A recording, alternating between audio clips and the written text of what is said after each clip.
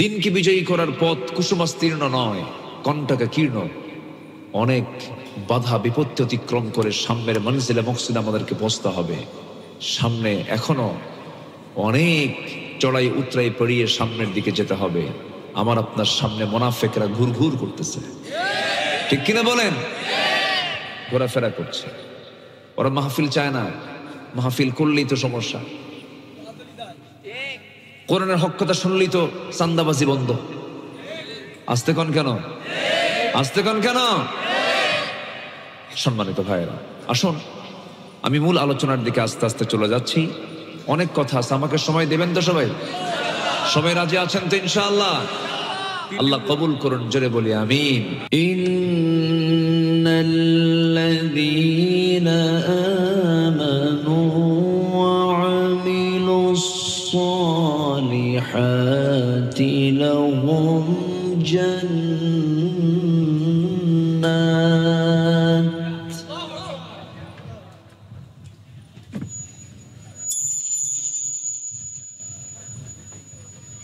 لهم جنات تجري من تحتها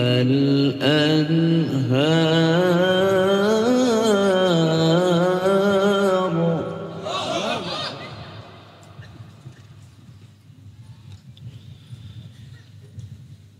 ذلك الفوز الكبير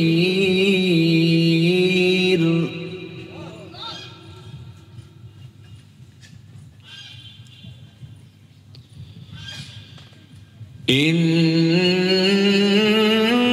بطش ربك لشديد إنه هو يبدئ ويعيد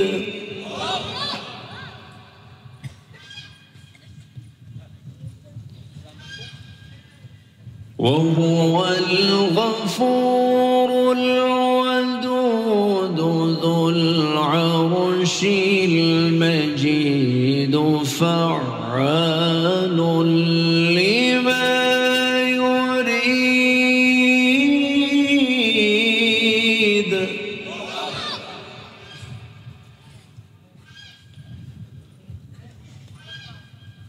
هل أتاك حديث الجنود فرعون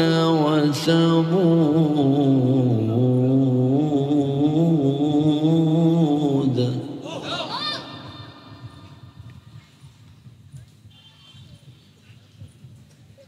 بل الذين كفروا في تكذيب والله من ورائهم محيط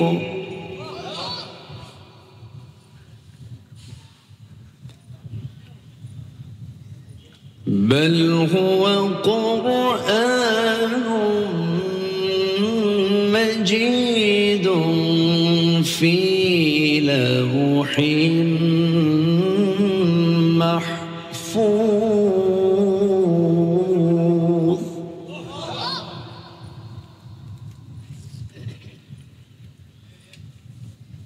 الله أكبر بسم الله الرحمن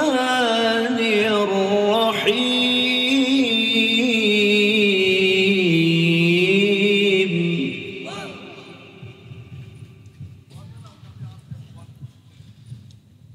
إن الله وملائكته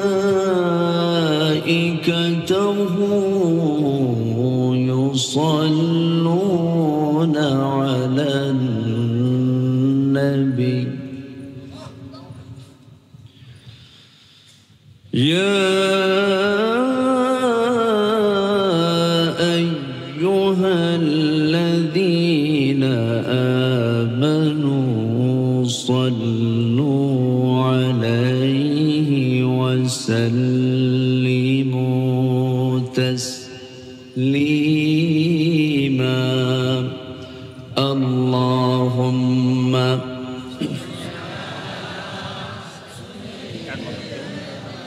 এই দিক থেকে দেন, মানে এখানে বাতাস লাগে তো।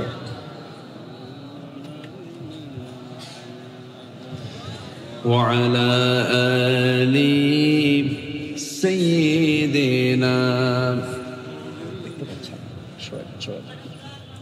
একটু মোহাব্বত দিয়ে নবীর প্রেমে মাতোয়ারা হয়ে জবান খুলে আওয়াজ দিয়ে নবীর প্রেমে মাতোয়ারা হয়ে সবাই বলুন আল্লাহুম্মা সাল্লি আলা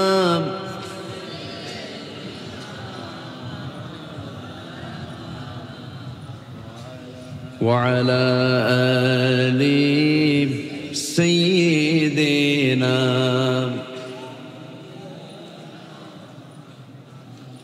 প্রাণের অধিকে বেশি যার দাম রহমতাল লিল আলামিন প্রাণের অধিকে বেশি যার দাম রহমতাল লিল আলামিন জানো কি তোমরা তাহার নাম রহমতাল লিল আলামিন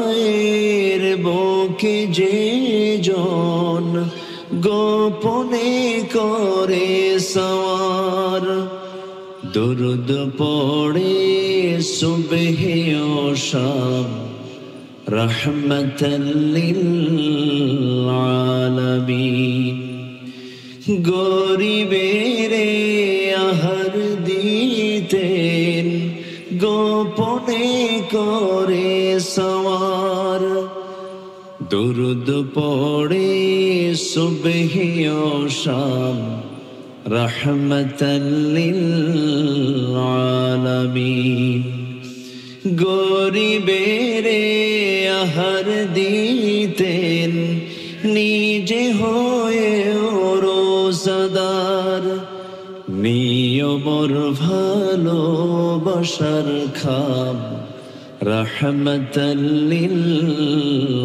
আলামিন তার পথে যে বিছিয়ে দিত টুকরো কাটা স্তূপ করে তাকেও দিলেন প্রেম মুজাসসাম রহমতাল লিল আলামিন আল্লাহুম্মা সাল্লি আলা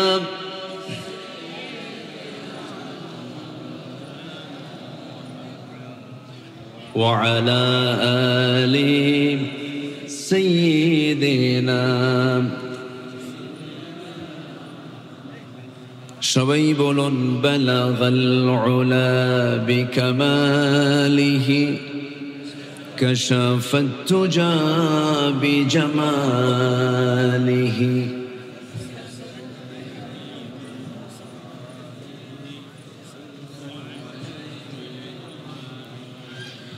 सूरत यूसुफ बिदारी हिकमत लुक़मान मां कारी क़ुरआन बारी ये है दिले सादे माने मां बलगल उला كشفت تجا بجماله حسنت جميع خصاله سلوا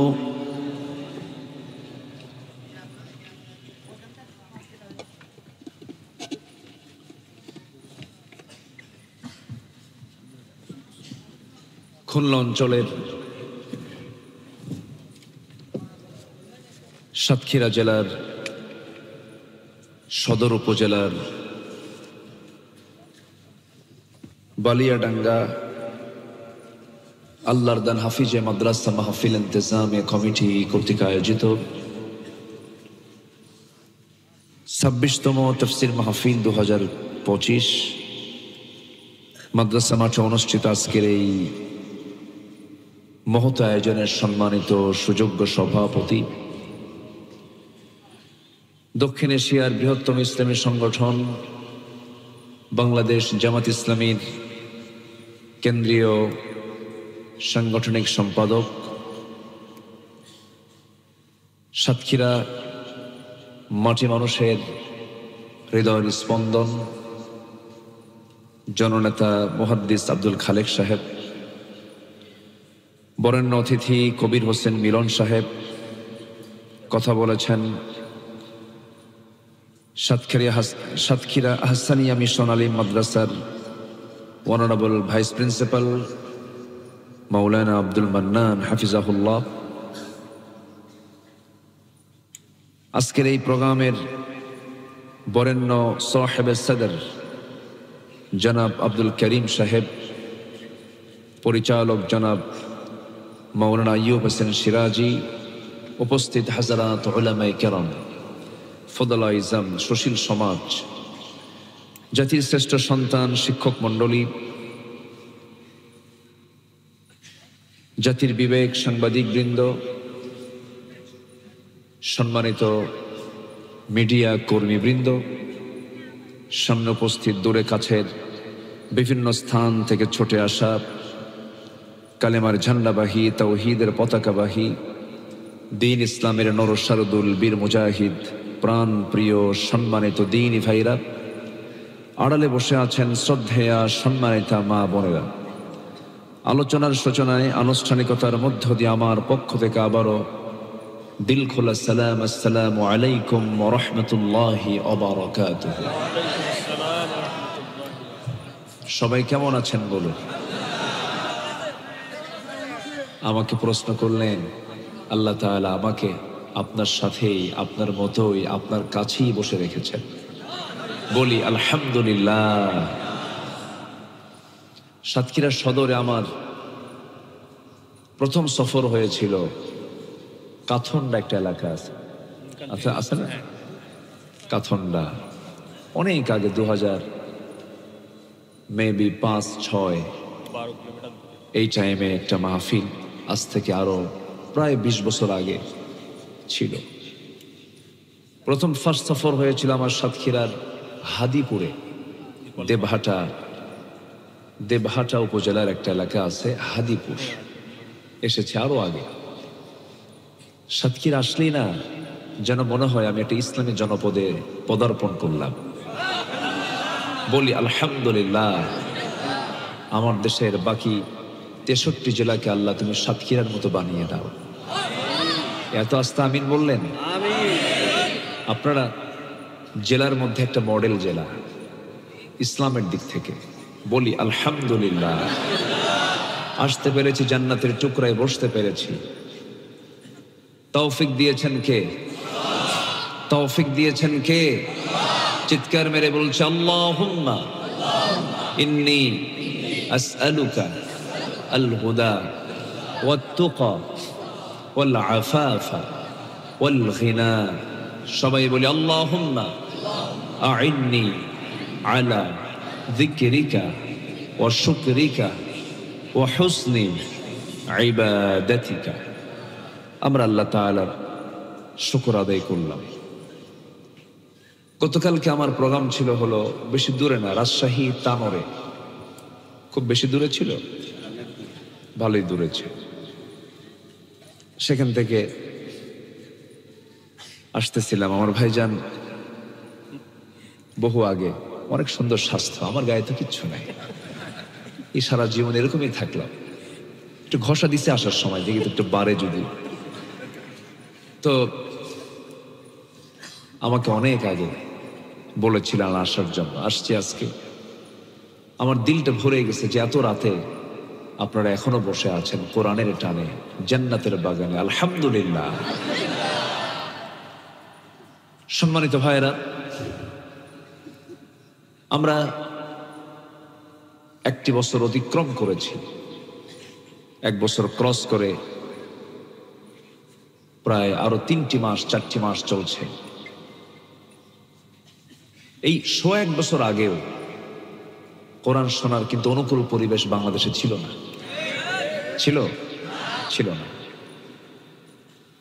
থানাতে যাওয়া লাগতো, এখন থানায় নিজে ফোন দিয়ে বলে কিছু লাগবে কি। আল্লাহু আকবার। কত টেনশন কমিটি, জুতার তলা ক্ষয় হয়ে যেত, মাহফিল হতো না, অনুমতি হতো না।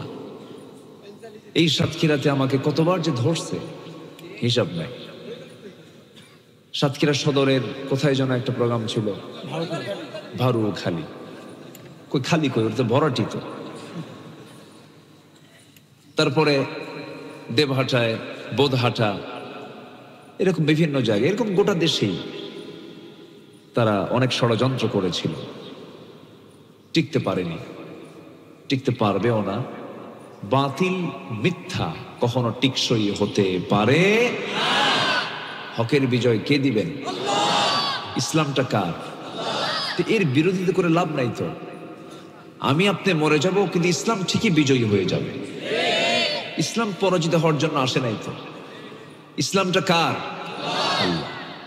কিন্তু বিষয় হলো আমরা মুসলমান, আমরা কি বলুন তো?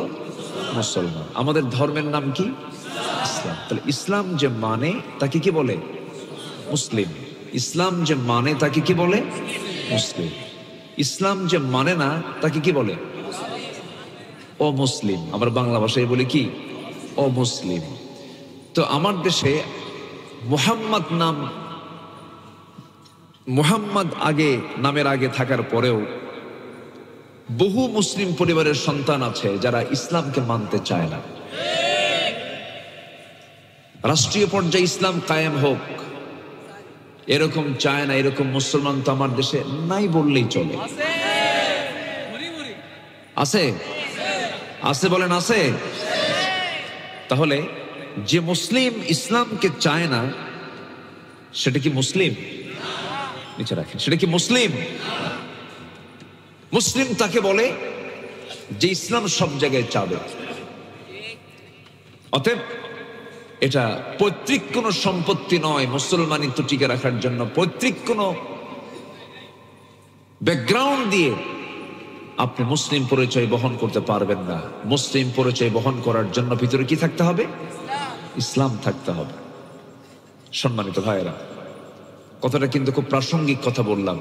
এখন বুঝে নেন আমার দেশে ইসলামকে মান্যওয়ালা, ইসলাম মান্যওয়ালা মুসলিম কয়জন, আর ইসলামকে না মান্যওয়ালা মুসলিম কয়জন। এটা ভাগ করলেই অনেকটাই স্পষ্ট হয়ে যাবে, অনেকটাই ক্লিয়ার হয়ে যাবে। যারা মুসলমানের পরিচয় দিয়েও যারা ইসলামকে রাষ্ট্রীয় পর্যায়ে দেখতে চায় না, এরা মুসলমান না, এদের একটা ভিন্ন পরিচয় আল্লাহ পাক দিয়েছেন, তারা হলো মুনাফিক। বলেন তারা কি? বলেন মুনাফিক। এটা কি আমার দেওয়া? কোন মোল্লার দেওয়া? এই উপাধি কে দিয়েছেন? কি দিয়েছেন এটা? উপাধি। বলেন কি নাম? উপাধি, মুনাফিক। তাহলে মুনাফিক উপাধিটা এটা আমার দেওয়া নয়, আপনার দেওয়া নয়। যারা ইসলাম মুসলিম হওয়ার পরও চায় না তারা কি বলেন? মুনাফিক। আল্লাহ রাব্বুল আলামিন বলেন, ومن لم يحكم بما أنزل الله فأولئك هم الكافرون فأولئك هم الفاسقون فأولئك هم الظالمون। শুধু মুনাফিক বলেন নাই, তাদেরকে কাফেরও বলেছেন, তাদেরকে জালিমও বলেছেন, তাদেরকে ফাসিক বলেছেন। আমার বন্ধুগণ, তাহলে আমি মুসলিম, আমার দায়িত্ব হলো ইসলামকে আমার মতো করে মানা, না আল্লাহর মতো করে মানা। কার মতো করে? নিজের মতো না আল্লাহর মতো? আল্লাহর মতো ইসলাম মানতে হবে। আল্লাহ যেভাবে মানতে বলেছেন ইফরাত তাফরিত চলবে না। খাটো লম্বা করার কোনো সুযোগ ইসলামে নাই।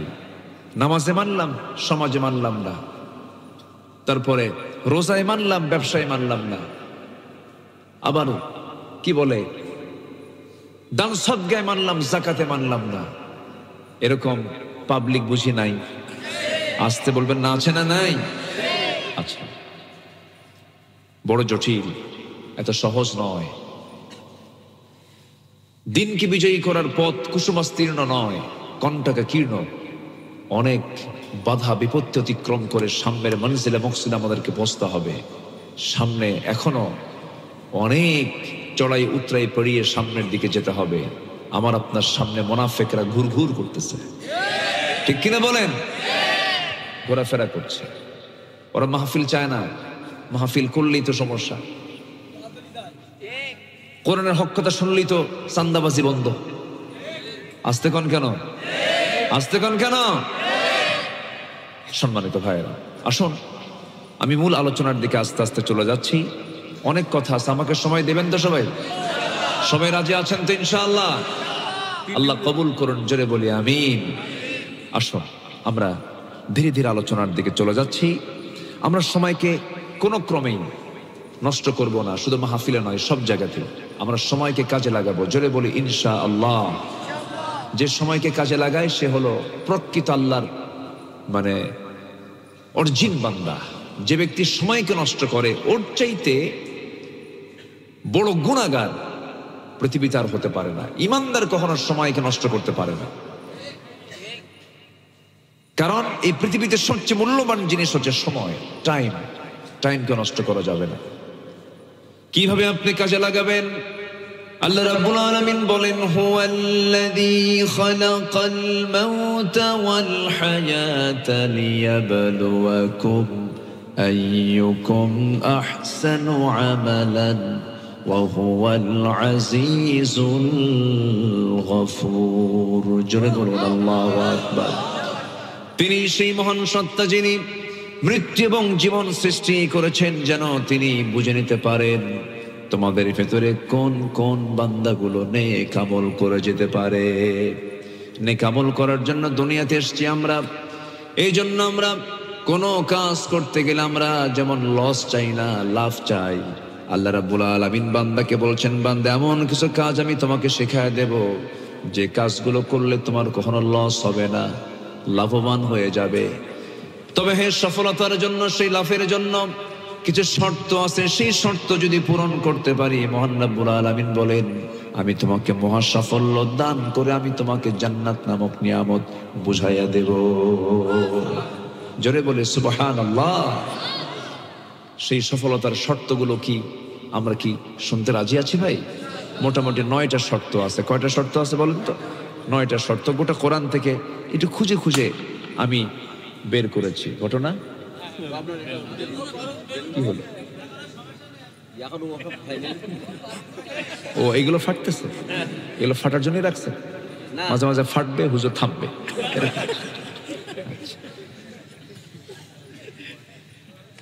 ডিজাইন করেছে তারা, জাস্ট ডিজাইন। ডিজাইন যদি বিপদ হয় তাহলে তো মুশকিল, অন্য কিছু দেওয়া লাগতো। আর যেন না ফাটে দোয়া করে নাকি? না, ওই যে একটু ডিস্টার্ব হয়, এটা শব্দ, এটা শব্দ তো। সাইয়েদনা ওমর ফারুক রাদিয়াল্লাহু তাআলা আনহু রাতের আধারে খালি পায়ে হাঁটতেন। বলা হলো, আপনি খালি পায়ে হাঁটেন কেন? উনি বললেন যে এই যে রাস্তার যে পাথরগুলো আছে আর আমার জুতার যে খড়ম, জুতার সাথে পাথরের আঘাত লাগলে কি হবে? শব্দ হবে। এই শব্দে আমি রাস্তায় হাঁটবো, আর আমার নাগরিকরা যদি ঘুম ভেঙে যায় কিয়ামতের দিন কি জবাব দেবে? এই জন্য আমি ওমর খালি পায়ে হাঁটি, জনগণের জন্য ঘুমের কষ্ট না হয়।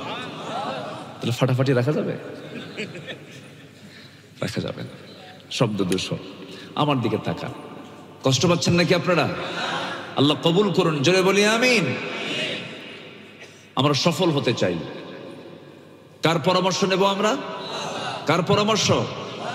তবে আল্লাহ রাব্বুল আলামিন আরেকটা আয়াতে 3টা কথা বলেছেন। 3টা কাজ যদি করো কখনো লস হবে না, সব সময় তুমি লাভবান হয়ে যাবে। আল্লাহ রাব্বুল আলামিন সুন্দর করে বলেন, ইন্নাল্লাযীনা ইয়াতলুনা কিতাবাল্লাহ ওয়া আকামুস সালাতা ওয়া আনফাকু মিম্মা রাযাকনাহুম سرا وعلانية يرجون تجارة لن تبور। সূরাতুল ফাতির আল্লাহ রাব্বুল আলামিন বলেন, 3টা কাজ যারা করবে আল্লাহর কালামকে যারা তেলাওয়াত করবে, নাম্বার 2 হলো যারা নামাজ কায়েম করবে, নাম্বার 3 হলো যারা গোপনে প্রকাশ্য আল্লাহর পথে যারা খরচ করবে। এই 3টা কাজ আছে যার, তার কখনো লস নাই। জোরে কোন সুবহানাল্লাহ। তেলাওয়াত, নামাজ কায়েম আর আল্লাহর পথে দান, এই 3টা কাজ করলে আল্লাহর পরামর্শ হলো তার কোনো লস নাই। আল্লাহু আকবার বলেন। তেলাওয়াত, এই দেশে কি তেলাওয়াত আছে? কই? এখানে বসে আছেন যারা, আমি যদি বলি কোরআনটাকে সহি করে পড়তে পারবেন, সবার হাত কি উঠবে? উঠবে না। শুধু এখানে কেন, গোটা দেশেই তো উঠবে না। 20 কোটি মুসলমানের বসবাস যে দেশে, মাত্র 40 থেকে বড় জোর 50 লক্ষ মুসলমান কোরআনকে শুধু সহি করে পড়তে পারে, মাত্র 50 লাখ। আর বাকি এই বিশাল জনগোষ্ঠী কোরআনটাকে সহি করে পড়তে পারে না। কোরআন সহি না হলে নামাজ সহি হয়? আস্তে, নামাজ সহি হয়। অথচ কোরআন সহি করে পড়া সবার জন্য কি? আরো জোরে বলেন। কোরআন সুন্দর করে সহি শুদ্ধ করে কোরআন তেলাওয়াত করা সবার জন্য কি? ডাক্তার কি সবার জন্য হওয়া ফরজ? ডাক্তার সবাই হলে রোগী থাকবে কই? ডাক্তার সবাই হবে না, ইঞ্জিনিয়ার সবাই হবে না, কিন্তু কোরআন সহি করে শেখা সবার জন্য কি? ফরজ। নামাজে কি লাগে? কোরআন লাগে। আজকে আমার দেশে 54 বছর হলো দেশ স্বাধীন হয়েছে। মিনিস্ট্রি অফ এডুকেশন ছিল, শিক্ষা মন্ত্রণালয় ছিল, অনেক কিছুই ছিল। একটি বৃহৎ বাজেট শিক্ষা খাতে ব্যয় হওয়ার পরেও আজকে বাংলাদেশের একটি সিংহভাগ অংশ, বিশাল একটি অংশ ন্যূনতম নামাজ আদায়ের জন্য যে কোরআন সহি করে পড়ায়, এতটুকু শিক্ষাও জাতি অর্জন করতে পারে নাই। অর্থাৎ এখান থেকে প্রমাণিত হয় শিক্ষা মন্ত্রণালয়গুলো ছিল ব্যর্থ। ঠিক কিনা? ব্যর্থ। আমার আর ব্যর্থতার গ্লানি আর দেখতে চাই না, ব্যর্থতার এমন চিত্র আর দেখতে চাই না। প্রত্যেকটি শিক্ষাঙ্গনের প্রত্যেকটি ফ্যাকাল্টিতে, প্রত্যেকটা শাখা প্রশাখায় কোরআন শেখাকে বাধ্যতামূলক করে দেওয়া হোক। আসতে কোন কেন? জাতির চরিত্র ভালো হয়ে যাবে, জাতি ভালো হয়ে যাবে। এই জাতিকে ভালো করার জন্য যত কিছুই নিয়ে আসেন কাম হবে না। এই জাতি হলো মিশ্র জাতি। মিশ্র, কালো, ধলা, লম্বা, খাটো, চিকন, মোটা, বিচিত্র মানুষ। কিছু মানুষের চেহারা আছে চায়না দেশের মতো, আছে না? একটু চলে যান না আপনি উপজাতির দিকে চলে যান, এরকম। এই মিশ্র জাতি, ফরাসি, পর্তুগিজ, তারপরে কি বলে ব্রিটিশ, এই বিভিন্ন দেশের অনুপ্রবেশ হয়েছিল এই দেশে। 200 বছর ব্রিটিশরা শাসন করেছে দেশকে। এই মিশ্র জাতিকে ভালো করার জন্য আপনি অনেক চেষ্টাই তো হলো, কোনো চেষ্টাই সফল হবে না। এই জাতি ভালো হবে একমাত্র কোরআনের বিধান মেনে চললে পরে। আসতে বলবেন না, জোরে বলুন, ঠিক কিনা? কোরআন সব জায়গায় চালু হোক, সবাই চান না? আপনারা সবাইকে আপনারা চান না? আল্লাহ কবুল করুন, জোরে বলেন আমিন। হায়রে, পার্লামেন্ট 16 বছর দেখলাম, কত চিত্র বিচিত্র। পার্লামেন্টে কোরআন তেলাওয়াত করার লোক নাই, কারি সাহেব যান নাই। একজন এমপিকে, এখন তো অধিবেশন শুরু হবে, এমপিকে উপস্থিত ডাক দিয়ে বলতেছে, এমপি সাহেব তেলাওয়াত করেন। এমপি তেলাওয়াত করতেছে, শয়তান কই, তোর তেলাওয়াতের চেয়ে আমার তেলাওয়াত ভালো। এই হলো নেতাদের তেলাওয়াতের অবস্থা। আগামীকাল ঈদুল আজহার জানাজা নামাজ। কি নামাজ? জানাজা নামাজ। ঈদুল আজহার জানাজা নামাজ। বাচ্চা হয়েছে এক মন্ত্রী, বাচ্চা হাতে নিয়ে বলে, লা ইলাহা ইল্লা আনতা সুবহানাকা ইন্নী কুনতু মিনাজ জালিমিন। কি কথা কি বুঝতেছেন আপনারা? এই চিত্র আমরা দেখতে পেলাম। 16 বছরে জমজমাট সংসদে কোরআন তেলাওয়াত না হলেও মমতাজের গান ঠিকই হয়েছে। আসতে কোন কেন? গান হয়েছে। কি যে পাম মারছে 16 বছর, গানের মধ্যেও পাম। এই জাতি তো তেল মারতে পারে, বুঝলেন? কিছু না মারতে পারলো কি মারতে পারে? তেল মারতে পারে। সব দেখা শেষ করলাম আমরা। কেউ 9 বছর, কেউ 25 বছর, কেউ 16 বছর। সব দেখা শেষ। আইয়ুবের শাসন দেখেছি, মুজিবের ভাষণ শুনেছি, জিয়া কেটেছেন খাল, এরশাদ চাচার তাল বেতাল, মাঝখানে শেষের দিকের হরতাল আর হরতাল, সব দেখা শেষ। আগামীর বাংলাদেশকে আমরা দেখতে চাই কোরআনের বাংলাদেশ। রাজি আছেন কারা কারা? হাত উঁচু করে দেখান মুসলমান।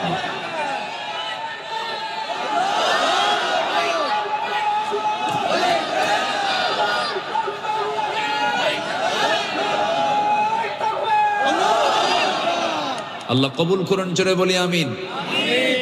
আজকে দেখি আলোচকের মুখেও মাইক, শ্রোতার মুখেও মাইক, বিশাল ব্যাপার। মাশাআল্লাহ, আল্লাহ কবুল করুন। এটা সাতক্ষীরাতেই সম্ভব।